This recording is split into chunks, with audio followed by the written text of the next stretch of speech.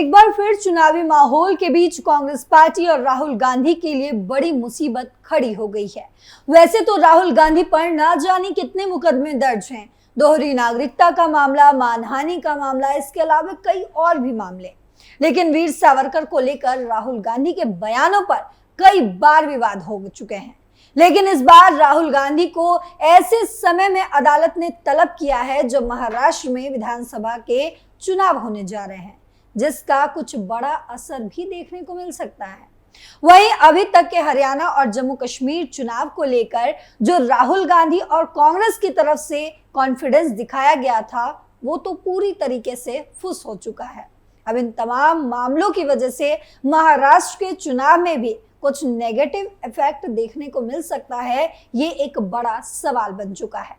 साथ ही सावरकर मामले में जिस तरीके से अदालत ने राहुल गांधी को पेश होने का हुक्म दिया है, उससे ये भी कयास लगाए जाने लगे हैं कहीं महाराष्ट्र चुनाव से पहले ही राहुल गांधी को सलाखों के पीछे ना जाना पड़ जाए। तो तमाम मुद्दों पर बात करेंगे अपने खास शो टर्निंग पॉइंट में। नमस्कार, आप देख रहे हैं कैपिटल टीवी, मैं हूं आपके साथ पल्लवी सिंह।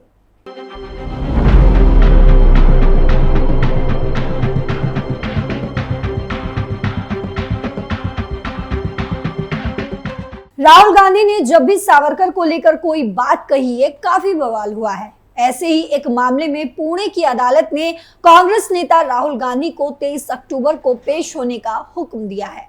हाल ही में नासिक की एक अदालत ने भी मानहानि के एक अलग मामले में राहुल गांधी के नाम समन जारी किया। जो मैंने आपको पहले भी बताया, कई सारे मामले दर्ज हैं। जिस केस में राहुल गांधी की पेशी है, वो विनायक दामोदर सावरकर के परिवार की तरफ से ही दायर किया गया है।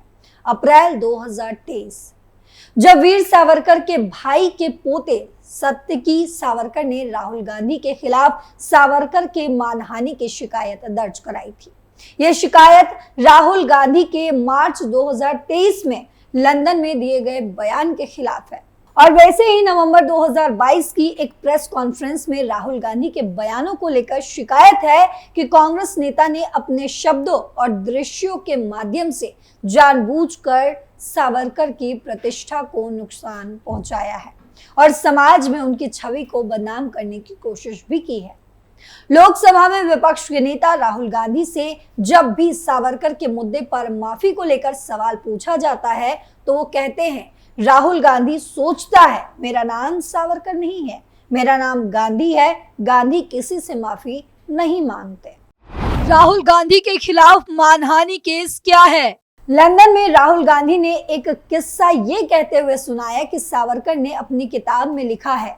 राहुल गांधी का दावा है कि सावरकर के कुछ दोस्तों ने एक मुस्लिम शख्स की पिटाई की थी और उनको खुशी महसूस हुई थी। राहुल गांधी का कहना था, देखिए, अगर 5 लोग एक व्यक्ति को पीटते हैं और उससे किसी एक को खुशी होती है तो ये कायरता ही है। अगर लड़ना ही है तो एक व्यक्ति से जाकर अकेले लड़ना चाहिए, मगर 5-10 लोग लड़ रहे हैं। सत्यकी सावरकर ने अदालत में दाखिल अपनी शिकायत में कहा है कि राहुल गांधी बरसों से अलग अलग मौकों पर वीर सावरकर को बदनाम और अपमानित करने की कोशिश करते रहते हैं। 5 मार्च 2023 को ब्रिटेन में ओवरसीज कांग्रेस के एक कार्यक्रम में राहुल गांधी ने जानबूझकर सावरकर के खिलाफ झूठे और बेबुनियाद आरोप भी लगाए, जिससे उनकी प्रतिष्ठा को नुकसान पहुंची है। सत्यकी सावरकर विनायक दामोदर सावरकर के भाई के पोते हैं और वो पुणे की एक मजिस्ट्रेट अदालत में राहुल गांधी के खिलाफ मानहानि की शिकायत दर्ज करवा चुके हैं, जिस पर राहुल गांधी को अभी तलब किया गया है। महाराष्ट्र चुनाव में सावरकर केस का कितना असर होगा? अब सवाल ये है कि महाराष्ट्र विधानसभा चुनाव के बीच राहुल गांधी की पेशी से कांग्रेस और महाविकास अघाड़ी में उसके सहयोगियों के संबंधों पर कितना असर पड़ सकता है और चुनावों में इस केस से कांग्रेस का प्रदर्शन कितना प्रभावित हो सकता है। अब ये सारी बातें मैं आपको 4 बिंदुओं के माध्यम से समझाने की कोशिश करूंगी। तो पहला जो मुद्दा है वो है महाराष्ट्र चुनाव के लिए विपक्षी गठबंधन महाविकास अघाड़ी में सीट शेयरिंग को लेकर कलह जारी है और इसी वजह से सीटों का बंटवारा फाइनल अभी तक नहीं हो पाया है। लोकसभा चुनाव में सहयोगियों के मुकाबले ज्यादा अच्छा प्रदर्शन की बदौलत कांग्रेस की तरफ से ज्यादा सीटों पर दावेदारी पेश की गई है, लेकिन राहुल गांधी के खिलाफ सावरकर मानहानि केस की वजह से कांग्रेस को बचाव की मुद्रा में आना पड़ सकता है। वहीं दूसरा जो बिंदु है जिसे मैं आपको समझाने की कोशिश कर रही हूं वो है उद्धव ठाकरे ये कह चुके हैं कि सावरकर हमारे लिए देवता समान है, यानी कि कॉन्फ्लिक्ट हो रहा है दोनों के बीच और उनका अपमान हम नहीं सहेंगे। जब राहुल गांधी ने गांधी और सावरकर की तुलना करते हुए माफी मांगने से इनकार करने वाला बयान दिया था, तब भी संजय राउत और उद्धव ठाकरे ने राहुल गांधी के बयान पर कड़ी आपत्ति जताई थी। अब जो तीसरा बिंदु जिसे मैं आपसे समझाने की कोशिश करूंगी वो है एनसीपी नेता शरद पवार तो सावरकर की तारीफ में कह चुके हैं कि उनकी कई बातों का वैज्ञानिक और सामाजिक असर रहा है, खास तौर पर उनका अपने घर के बाद एक मंदिर बनवाना और उसमें वाल्मीकि समाज के व्यक्ति को पुजारी रखना। ये एक प्रोग्रेसिव सोच है, अप्रोच है। और जो आखिरी और चौथा पॉइंट जिससे मैं आपसे समझाऊंगी कि क्यों कॉन्फ्लिक्ट हो रहा है, दरअसल शरद पवार और उद्धव ठाकरे के ऐतराज के बावजूद सावरकर को लेकर राहुल गांधी अपने स्टैंड पर अडिग रहे और जब भी सावरकर के बयान पर उनके सामने माफी मांगने का सवाल उठता है, हर बार वो एक ही बात दोहराते हैं कि उनका नाम गांधी है, सावरकर नहीं। वीर सावरकर के मुद्दे पर कांग्रेस नेता राहुल गांधी हमेशा ही अकेले नजर आए हैं और महाराष्ट्र विधानसभा चुनाव के दौरान तो कांग्रेस के लिए ये बात खास तौर पर मायने जरूर रखती है। बीजेपी का जोरदार पलटवार। वह इस मामले पर बीजेपी नेता और केंद्रीय सूचना प्रसारण मंत्री अनुराग ठाकुर ने बीते रविवार को एक के बाद एक कई ट्वीट करके राहुल गांधी को इस मामले पर घेरने की कोशिश की। अनुराग ठाकुर ने लिखा था कि राहुल गांधी जी, आप वीर सावरकर हो भी नहीं सकते, दूर दूर तक कोई भी वीर सावरकर नहीं हो सकता, क्योंकि वीर सावरकर साल के 6 महीने विदेशों में छुट्टियां मनाने नहीं जाते थे और ना ही अपने देश के खिलाफ विदेशियों से मदद मांगते थे। उन्होंने ब्रिटेन में जाकर मां भारती को गुलामी की जंजीर से मुक्त कराने का शंखनाद किया था। आप वीर सावरकर पर नहीं, अपनी दादी पूर्व प्रधानमंत्री श्रीमती इंदिरा गांधी जी पर प्रश्न खड़े कर रहे हैं। वीर सावरकर जी के सम्मान में इंदिरा गांधी जी का लिखा वो पत्र पढ़िए, वहां आपको आपके कुकृत्य का जवाब मिल जाएगा। सावरकर से खुद की तुलना मत कीजिए। उद्धव ठाकरे ने भी लगाया राहुल की क्लास। वहीं बीजेपी के साथ साथ महाराष्ट्र की महाविकास अघाड़ी सरकार में कांग्रेस की साझेदार रही शिवसेना के उद्धव ठाकरे गुट ने भी इस मुद्दे पर राहुल गांधी का जमकर विरोध किया। उद्धव ठाकरे ने बीते रविवार कांग्रेस को चेतावनी देते हुए कहा कि वे वीर सावरकर की आलोचना स्वीकार हरगिज नहीं करेंगे। उद्धव ठाकरे ने कहा है कि उनकी पार्टी ने भारत में लोकतंत्र बचाने के लिए भारत जोड़ो यात्रा में हिस्सा लिया था, लेकिन राहुल गांधी को ऐसे बयान देने से बचना चाहिए जिनसे दोनों पार्टियों के बीच दरार पैदा हो सकती है।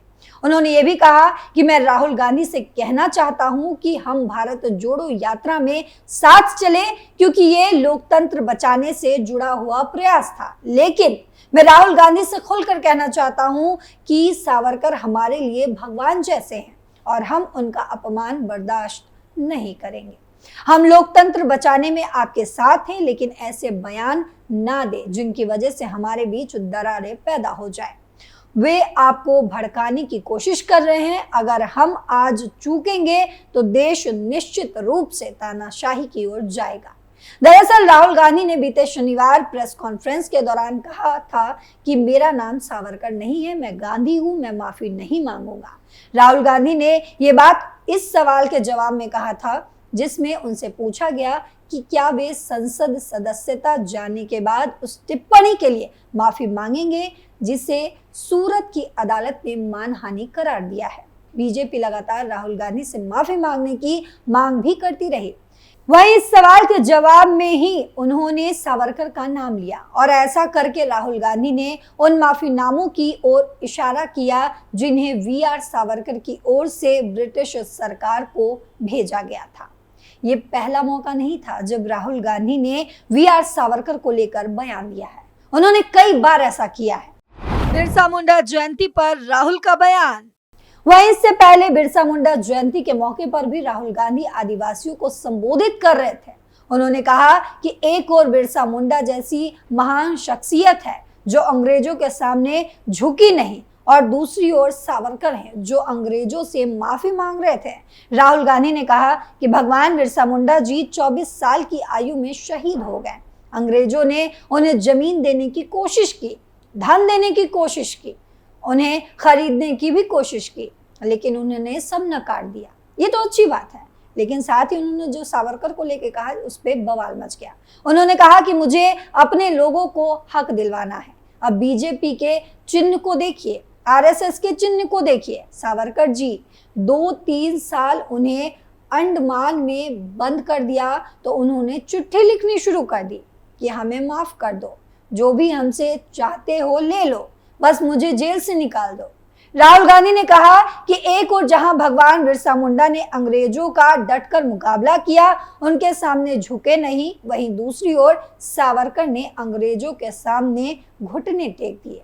यानी कुल मिलाकर देखा जाए तो राहुल गांधी हर थोड़े दिन के बाद, यानी कि हर थोड़े दिन के अंतराल के बाद ऐसे कुछ ना कुछ बयान देते रहते हैं जिससे वो बार बार सियासी गलियारों में बुरी तरीके से घिर जाते हैं। ये तो है सियासत की बात, लेकिन इस खबर पर आपकी क्या राय है? कमेंट बॉक्स में जरूर लिखते जाइएगा, क्योंकि आपकी राय बहुत अहम है हमारे लिए। फिलहाल टर्निंग पॉइंट में इतना ही। देश और दुनिया की तमाम खबरों के लिए देखते रहिए कैपिटल टीवी। नमस्कार।